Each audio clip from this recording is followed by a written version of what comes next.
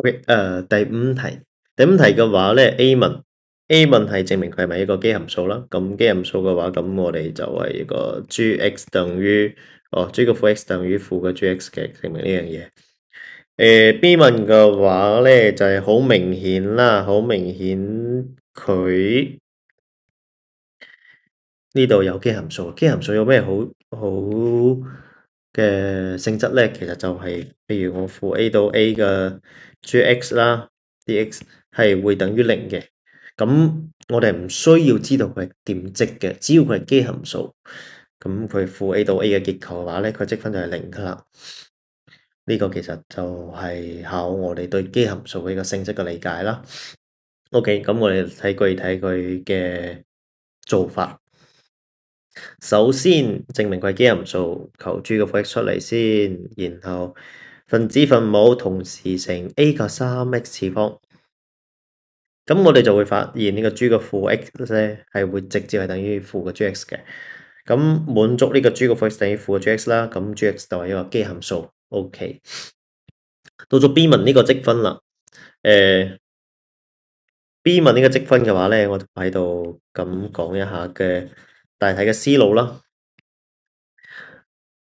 好明顯呢個 A 3x 對應呢個8嘅 x 嘅，所以 A 係等於3嘅。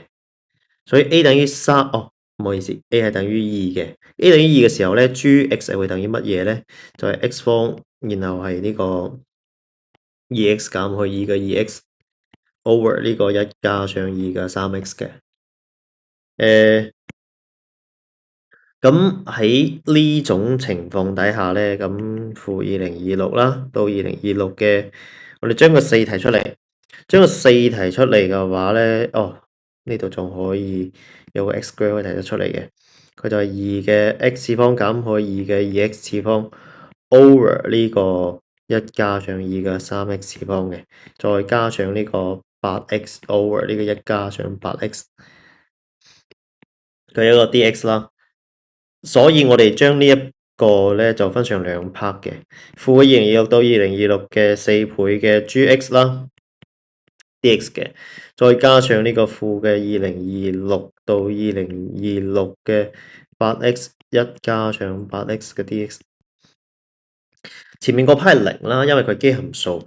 後邊嗰 part 嘅話咧，好明顯分母嘅 differentiation 係分子嘅倍數，咁其實我哋就會將 u 係等於1加8x 嘅 ，du 就係等於8x ln 8嘅 dx。OK 啦，咁佢就係、我哋將佢換完之後咧，x 等於負嘅2026啦，咁 u 係會等於1加上8嘅負2026嘅。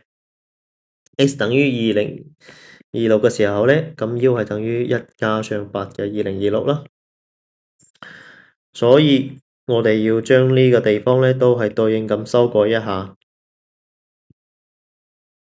佢會變成呢個 u 分之一嘅du over ln 8。所以咧佢嘅 last step 就係 ln 1/8嘅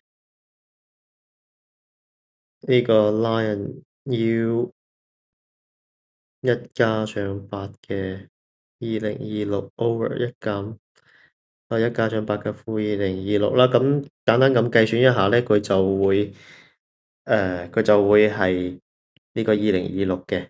所以呢個結果咧都係一個對我哋2026年嘅一個祝福啦。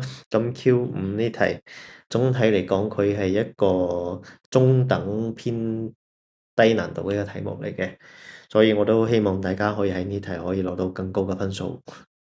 OK。